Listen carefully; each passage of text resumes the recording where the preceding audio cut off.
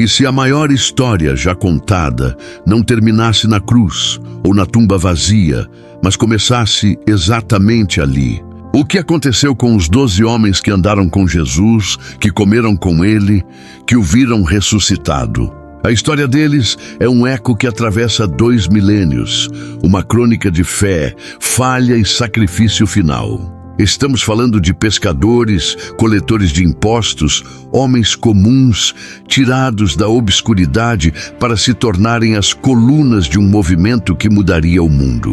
Mas colunas são testadas. A deles enfrentou o poder de Roma, a fúria das sinagogas e a brutalidade de um mundo que não estava pronto para sua mensagem. Esta é uma jornada para desvendar o que a Bíblia não conta em detalhes. E para entender a trajetória desses homens, não vamos seguir uma lista, mas sim os círculos de influência e os temas que definiram seus destinos. Começaremos com o núcleo, o círculo íntimo que foi a rocha e o trovão da igreja primitiva. Nossa investigação começa com os pilares, 2 pares de irmãos que formaram o coração do grupo de Jesus. O primeiro, Simão Pedro, o pescador impetuoso, um homem de extremos. Foi ele quem andou sobre as águas e também quem afundou por duvidar. Foi ele quem declarou Jesus como o Cristo e horas depois o negou por medo. A falha mais escura de Pedro, no entanto, tornou-se o alicerce de sua maior força. A noite em que ele negou Jesus 3 vezes não foi o fim de sua história. Foi o doloroso e necessário ponto de virada que o transformou na rocha que Jesus sabia que ele poderia ser. Restaurado por Cristo, ele se tornou a figura central da igreja em Jerusalém, o líder ousado que antes tremia diante de uma criada. A tradição nos diz que seu caminho o levou ao coração do poder mundial, Roma. Sob a perseguição de Nero, a lenda do Quo Vadis conta que Pedro, fugindo, encontrou Cristo indo em direção à cidade. "Senhor, para onde vais?" perguntou. "Vou a Roma para ser crucificado novamente", respondeu Jesus. Envergonhado, Pedro retornou para enfrentar seu destino. Condenado à crucificação, ele fez um último pedido: morrer de cabeça para baixo, por não se sentir digno de morrer como seu mestre. O homem que falhou por medo selou seu testemunho em um ato de suprema humildade e coragem. Ao seu lado estava seu irmão, André. Se Pedro era a rocha, André era a correnteza silenciosa. Foi ele o primeiro a ser chamado e o primeiro a reconhecer Jesus, correndo para dizer ao seu irmão: "Encontramos o Messias." Ele é o apóstolo da introdução, sempre conectando pessoas a Cristo. Após o Pentecostes, essa natureza de ponte o levou para longe, até a Sítia, ao norte do Mar Negro, e finalmente a Grécia. Em Patras, sua pregação enfureceu o procônsul Egeas, que o condenou a uma morte lenta em uma cruz em formato de X. Durante 2 dias, amarrado à cruz, André não parou de pregar, transformando sua execução em seu púlpito final. Junto a eles, no círculo íntimo, estavam os filhos do trovão, Tiago e João. Ambiciosos e passionais, eles uma vez pediram os lugares de honra no reino. Jesus respondeu perguntando se poderiam beber do seu cálice de sofrimento. Eles disseram que sim, e ambos cumpriram essa promessa de formas drasticamente diferentes. Tiago foi o primeiro dos 12 a morrer. Sua história pós-ressurreição é curta e brutal. Atos 12 nos informa que o rei Herodes Agripa I mandou matar à espada Tiago. Por volta do ano 44 em Jerusalém, ele bebeu seu cálice de forma rápida e violenta. Seu irmão João, o discípulo amado, bebeu o mesmo cálice até a última gota, mas de uma vida longa, cheia de perdas e perseguições. Exilado na ilha de Patmos pelo imperador Domiciano, o que era para ser uma punição se tornou o palco da maior revelação. Ali, ele recebeu as visões do Apocalipse. João foi o único apóstolo que morreu de velhice, provando que a fidelidade a Deus se manifesta tanto em um martírio heróico quanto em uma vida longa e perseverante. Até aqui, vimos o círculo íntimo, a rocha da liderança e os irmãos que foram os primeiros e os últimos a dar seu testemunho. Deixamos para trás o coração da igreja em Jerusalém e Roma, com os pilares que a sustentaram. Agora, nossa jornada nos leva a um dos paradoxos mais fascinantes no centro do grupo de Jesus, onde inimigos mortais se tornaram irmãos. Qual dessas histórias de coragem mais te impacta até agora? Pense nisso enquanto exploramos a união dos opostos. No centro do grupo de Jesus, um colaborador de Roma e um revolucionário que queria destruí-la não eram mais inimigos.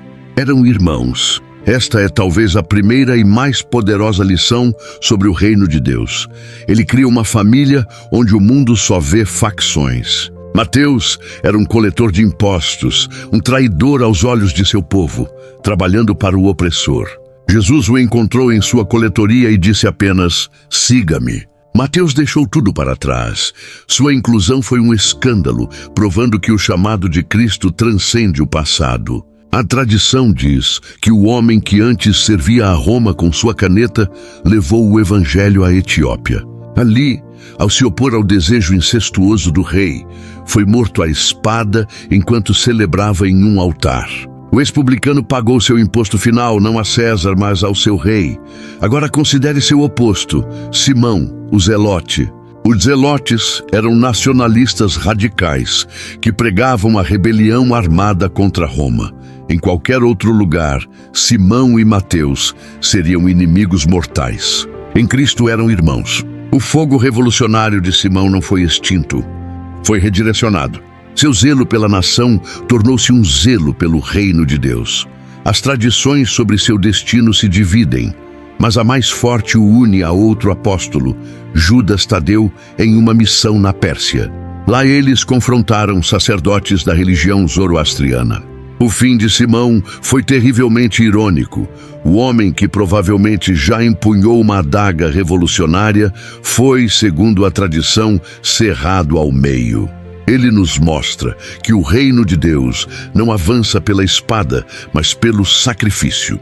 O companheiro de Simão era Judas, mas não o Iscariotes. João o diferencia assim, e ele também é chamado de Tadeu. Carregando o peso de um nome amaldiçoado, ele escreveu uma epístola fervorosa, exortando os crentes a batalhar pela fé. Na última ceia, ele revelou seu coração com uma pergunta: "Senhor, por que te manifestarás a nós e não ao mundo?" Ele ainda esperava um Messias triunfante. Após uma missão poderosa na Pérsia, ao lado de Simão, ele também foi martirizado, espancado até a morte com um porrete ou machado. Hoje, ele é conhecido como o santo das causas perdidas, talvez porque dedicou sua vida a uma causa que, para o mundo, parecia perdida, mas que continha a salvação. A reconciliação entre inimigos no coração do grupo é uma lição poderosa. Mas e aqueles que levaram essa mensagem para além das fronteiras do mundo conhecido, para terras de filosofias antigas e deuses estranhos? Agora viajamos para o Oriente com os apóstolos missionários, homens cuja fé foi testada pela distância, pela cultura e, finalmente, pela dúvida. Qual desses paradoxos da fé você acha mais relevante para o nosso mundo dividido hoje? Nossa jornada agora segue para o leste, com os apóstolos que se tornaram pioneiros em terras distantes. O primeiro é Tomé, cujo nome se tornou sinônimo de dúvida. Mas sua dúvida não foi o fim da sua fé. Foi o portal para a convicção mais profunda de todas. Ele não era um cético cínico, mas um realista leal que, antes da crucificação, disse aos outros: "Vamos também nós para morrermos com ele." Sua exigência de tocar as feridas de Cristo ressuscitado era o grito de um coração quebrado que precisava de certeza. E quando a teve, sua dúvida se dissolveu na mais forte declaração de fé dos evangelhos: "Senhor meu e Deus meu." Aquele que mais duvidou foi o primeiro a declarar a plena divindade de Cristo. Essa certeza o impulsionou mais longe do que qualquer outro, até a Índia. Lá, ele fundou uma das mais antigas comunidades cristãs do mundo que existe até hoje. Por volta do ano 72 d.C., seu sucesso atraiu a ira de sacerdotes locais e ele foi martirizado, atravessado por uma lança enquanto orava. De volta à Ásia Menor, encontramos Filipe. Como Tomé, ele era um pensador pragmático. Foi ele quem calculou o custo para alimentar a multidão e pediu a Jesus: "Mostra-nos o Pai, e isso nos basta." A tradição o coloca pregando em Hierápolis, na atual Turquia, uma cidade devotada a um culto de uma serpente. Seu ministério poderoso levou a muitas conversões, incluindo a da esposa do procônsul, o que selou seu destino. Ele foi condenado à crucificação. Da cruz, assim como seu mestre, ele orou por seus algozes antes de morrer. O homem que queria ver, que precisava de provas, encontrou seu propósito final não na lógica, mas no sacrifício do amor. Seu amigo, a quem ele mesmo trouxe a Jesus, era Bartolomeu, também conhecido como Natanael. Cético a princípio, a saudação profética de Jesus: "Eis um verdadeiro israelita em quem não há dolo", desfez sua dúvida instantaneamente. A tradição mais forte liga seu ministério à Armênia, onde converteu até mesmo o rei. Isso enfureceu o irmão do rei, Astíages, que ordenou sua prisão e tortura. O relato de seu martírio é um dos mais horríveis. Ele foi esfolado vivo e depois decapitado. O homem, em quem não havia dolo, demonstrou uma fidelidade pura e inabalável até o fim. A fé que viajou para a Índia, Turquia e Armênia nos mostra o alcance global da missão. Cada um desses homens enfrentou o desconhecido com uma convicção forjada em um encontro pessoal com o Cristo ressurreto. Mas para entender o quadro completo, precisamos voltar aos nomes envoltos em mistério e à sombra mais escura que pairou sobre os 12, explorando o legado dos silenciosos, a tragédia do traidor e a necessidade de um substituto. Nossa parte final explora as figuras que completam o círculo: o enigmático, o trágico e o substituto. Começamos com Tiago, filho de Alfeu, talvez o mais obscuro de todos, frequentemente chamado de Tiago o Menor. A Bíblia não nos diz nada sobre ele além de seu nome. Ele representa os inúmeros fiéis ao longo da história, cujo serviço é conhecido apenas por Deus. A tradição sugere que ele pregou na Síria e no Egito, onde teria sido crucificado.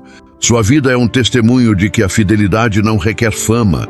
O serviço mais verdadeiro é feito para uma audiência de um.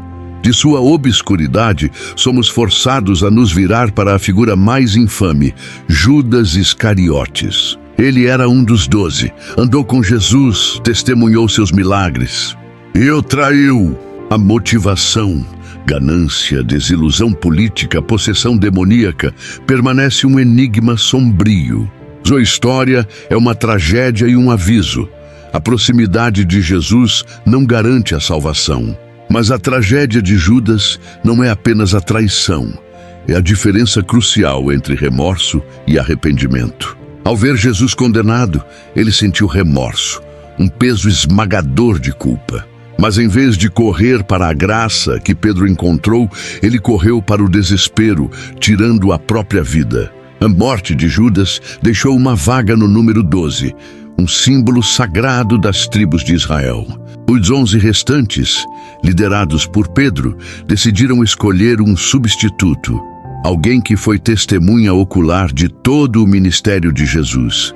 2 homens se qualificaram: José Barsabás e Matias. A escolha foi entregue a Deus através da oração e do lançamento de sortes. A sorte caiu sobre Matias. Não sabemos nada dele antes disso, exceto que ele esteve lá, um seguidor constante e fiel nos bastidores. Ele assumiu o posto mais perigoso do mundo, voluntariando-se para o martírio.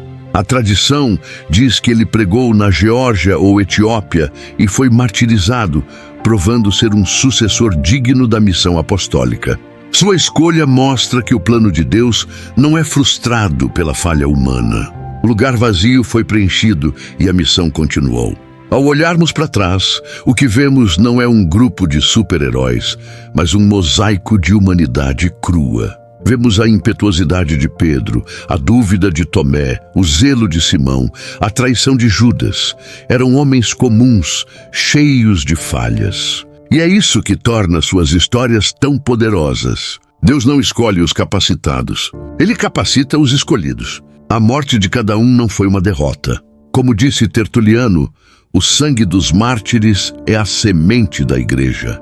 A coragem deles diante da morte era um testemunho de que possuíam uma esperança que transcendia a própria vida. O que a história desses homens significa para nós hoje? Em uma era de conforto, suas vidas nos confrontam com o verdadeiro custo do discipulado. Eles nos ensinam sobre perseverança e sobre a unidade que supera qualquer divisão. Acima de tudo, eles apontam para além de si mesmos, para Cristo. Eles não morreram por uma ideia, mas por uma pessoa que viram morrer e, crucialmente, que viram viva novamente. A certeza inabalável na ressurreição transformou covardes em mártires e pescadores em fundadores de um movimento global. A história deles não é um chamado para buscar o martírio, mas para viver uma vida de tal convicção que estejamos dispostos a perder tudo por aquilo em que acreditamos. A semente que eles regaram com seu sangue cresceu, e nós somos os frutos dessa árvore. A história deles é a nossa herança. Se esta jornada tocou seu coração, compartilhe este vídeo. E não se esqueça de se inscrever para mais estudos como este. Que o legado desses 12 homens comuns nos inspire a viver nossa própria fé com uma paixão que possa, mais uma vez, mudar o mundo.